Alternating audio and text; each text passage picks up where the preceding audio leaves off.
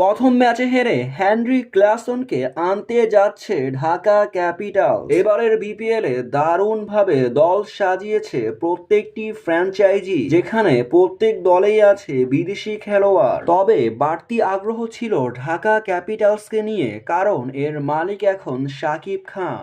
Dhaka Capitals তাদের প্রথম match হেরেছে রংপুর রাইডার্সের কাছে বিশাল ব্যবধানে, তাই তো এবার শাকিব খান নতুন করে দল সাজাতে যাচ্ছে। আইপিএল মাতানো হেনরি ক্লাসনকে এবার দলে নিতে আগ্রহ প্রকাশ করেছে ঢাকা ক্যাপিটালসের মালিক শাকিব খান। তিনি সংবাদ সম্মেলনে এসে এমনও বলেছেন, তিনি হারতে শেখেনি, তিনি জিততে চায়, যেখানে ইতিমধ্যেই কনফার্ম করে ফেলেছে জেসন রয়কে ঢাকা ক্যাপিটাল। তবে হেনরি ক্লাসনকে দলে ফেরাতে তার কাছে চিঠি পাঠিয়েছে তারা।